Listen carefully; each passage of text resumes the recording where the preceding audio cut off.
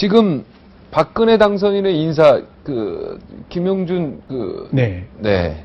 인수위원장이 이제 총리 후보 됐는데 물러났고요. 여러 가지 모양새가 지금 안 좋습니다. 네. 이제 정호원 총리는 지금 이제 후보자로서 이제 청문을 준비하고 있는데. 네. 네. 지금 한마디 할 수 있겠습니까? 박근혜 당선인의 저는 이 문제도 그렇게 생각합니다. 이 언론이나 국민들은 왜 빨리 인사를 안 하느냐. 근데 제가 보기에는 그 무슨 이유가 있을 거예요. 네. 이유가 있다.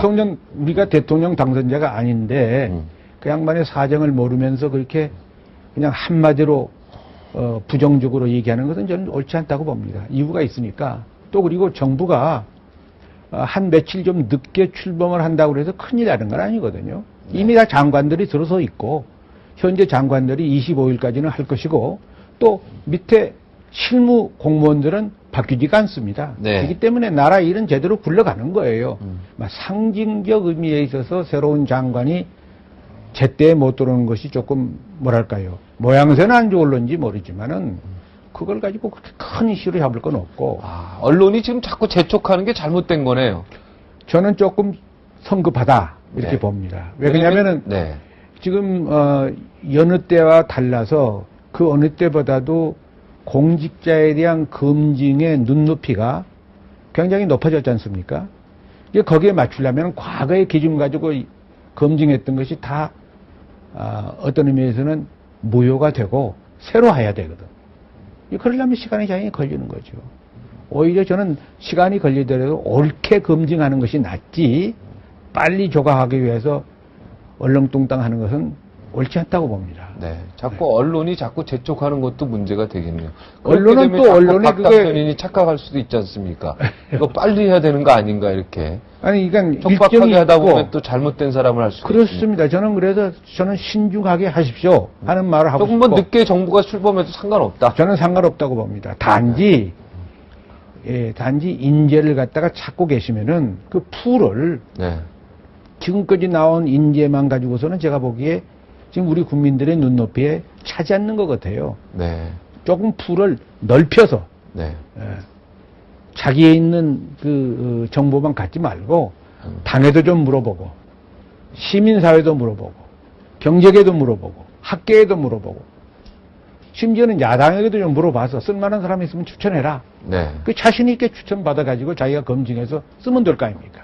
그 당시에 중앙인사위원장 하실 때 그 파일에 몇 명 정도 있었습니까? 저희들이 한 5만 명 정도의 인사 파일을 갖고 있었습니다. 데이터를 가지고 있었습니다. 네, 5만 명 정도가 이 나라를 이끌 어떤 엘리트, 그죠? 장관은 할 수 있는 사람들 얘기하는 거죠. 장관 같은 자격은 아니지만 대개 대학교의 조교수급 이상, 네. 상장회사의 중역급 이상, 네. 정부로 말하면은 사무관급 이상. 네. 그렇게 하면 한 5만 명이 됩니다. 그분들의 데이터를 저희들이 축적을 하다가 저는 이제 사표를 내고 나왔습니다. 네. 네. 아주 소중한 자료를 지금도 갖고 있네요. 대단히 중요한 자료입니다. 네. 네. 이 자료는 과거에는 중앙인사위가 생기기 전까지는 어떻게 됐느냐면 모든 대통령들이 청와대에 조난 자료라고 있었습니다. 네. 청와대 민정수석실에서 가지고 있는 이 조난 자료는 사실은 대통령의 입맛에 맞게끔 정보가 수집될 수 있는 가능성도 배제할 수가 없거든요. 네. 그 자료는 다음 정권이 들어와서는 쓸모가 없기 때문에 다 폐기 처분을 했습니다. 이제 그것이 쭉 DJ 때까지 왔는데 DJ 때 와서 우리가 중앙인사위원회를 만들고 그때부터 자료를 수집하기 시작을 해서 노무현 대통령 때는 그걸 많이 활용을 했는데 이것이 지금 계속됐더라면 지금 벌써 98년도부터 시작을 했으니까 15년이 되지 않았습니까? 15년 동안 축적되면은 엄청난 자료가 엄청난 자료죠. 그럼 MB정부가 중앙인사위원회 없앤 거는 큰 실수라고 할 수 제가 있겠네요. 볼 때는 무슨 이유가 있었겠지요, 물론. 네. 그러나 실이득보다 많다. 저는 그렇게 봅니다. 실이득. 네. 이번에 김용준 총리 낙마하는 거 보면서요. 부동산 투기하고 아들 병역 문제가 가장 큰 낙마의 원인이 되는데 네. 어떻게 보고 계십니까? 총리 낙마 너무 심했다. 언론의 검증이 저는 그렇게 보지 않습니다. 네. 우리 국민들의 대다수는 95%는 제때 세금 내고 제때 군대 갔다 오고 부동산 투기하지 않고 위장 전입하지 않고 그렇습니다. 그렇기 때문에 우리 국민들의 그 기준에 맞게끔 아무리 총리라도 심지어는 대통령도 그 네. 기준에 맞게끔 우리들이 검증할 권리가 있다고 봅니다. 민주국가에서. 네. 그러니까 이번에 자진 사퇴하신 건 잘하신 거예요. 잘하신 거죠. 네, 잘하신 네, 겁니다. 깨끗하게 물론. 네, 깨끗하게. 저 이번에 또 그 헌법재판소장 후보자 있지 않습니까? 네. 이동욱. 네. 이동욱 이 지금 후보자 같은 경우는 어떻게 보십니까? 자진 사퇴를 빨리 저는 하는 게 그분은 낫습니까? 처음부터 아니면 본인이 네. 동의를 안 했어야 되리라고 봤습니다. 아, 누가 임명을 하겠다고 하더라도 전 못합니다. 사양을 했어요. 아, 사양했어야 된다. 사양했어야 될 사람입니다. 아, 네. 근데 지금 계속 이렇게 이제 표결까지 가겠다고 하는 거 보면은요. 네. 드디어 이제 입을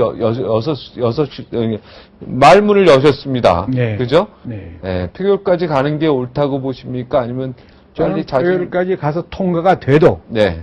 본인에게도 불행하고 국가에는 더 불행하고 그런 결과가 온다고 봅니다. 왜 그러냐면은 네. 공권력이라는 것은 총칼의 끝에서 힘이 나오는 게 아니에요.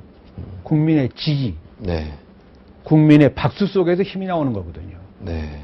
헌법재판소 소장이라는 것은 대통령 권력 승계 제4위입니다. 네. 그렇게 높은 자리예요. 네. 그분이 대법원의 판결도 위헌이라고 판결할 수 있는 그런 자리입니다. 네. 그런 자리를 지키시려면은 본인의 생활도 본인의 언행도 국민에게 모범이 돼야지요.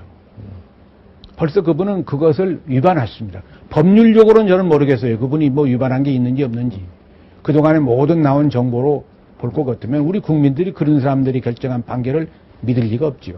아, 이미 신뢰를 잃었기 때문에 표결까지 갈 이유가 없다. 저는 그렇게 봅니다. 정홍원 총리 내정자도 좀 아드님 그 아들 병역 문제 가지고 언론에서 도마 위에 오르락내리락 하고 있는데 이분은 어떻게 총리 저는 지금 자기 모르겠어요. 들어서 전혀 못 듣지도 보셨습니까? 못하던 분이었고 네. 이제 국회에서 검증을 해봐야 되겠죠. 네. 네. 검증을 해봐야 이분에 대해서는 이야기할 수가 없는 거네. 네, 네.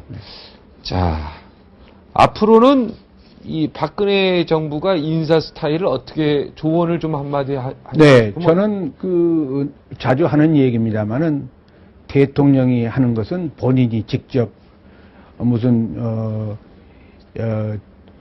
이 복지를 한다든지 국방을 한다든지 혹은 교육을 시킨다든지 본인이 하는 게 아니거든요. 네. 그 일 잘하는 사람을 각 부처에다가 적소의 적재를 배치하면 자기 일이 끝나는 겁니다.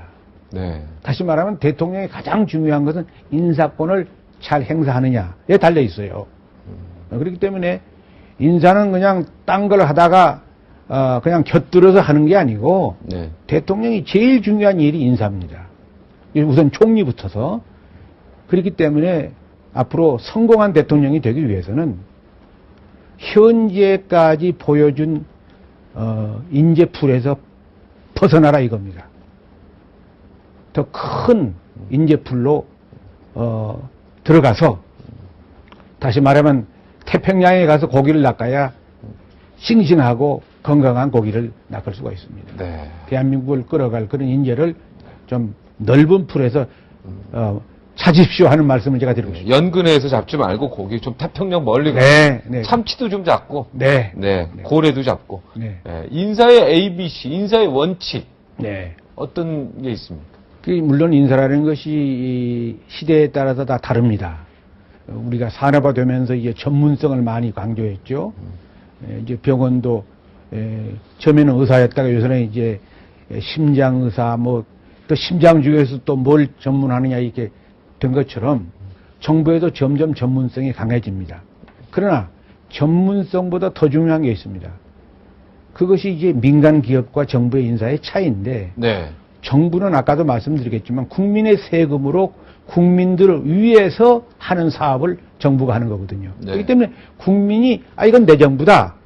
이건 내 사람이다 하는 그런 감정을 갖도록 해야 됩니다. 그것이 뭐냐면 공정성이에요. 네. 네. 아무리 그 사람이 학박사고 좋은 대학을 나오고 정말 재주가 있고 능력이 있는 기술자라고 하더라도 국민이 지지할 수 있는 그런 공정한 절차와 과정을 거치지 않으면 그것은 잘못된 인사입니다. 아, 과정의 공정성. 그렇습니다. 그게 매우 중요하다. 아주 중요합니다. 아, 그 두 번째는 과정의 공정성. 네, 두 번째는 두 번째는 뭡니까? 대표성입니다. 대표성. 대한민국은 다 인류대학을 나온 것도 아니고 모든 사람이 대학을 나온 것도 아닙니다. 모든 사람이 박사학위 가진 것도 아니고.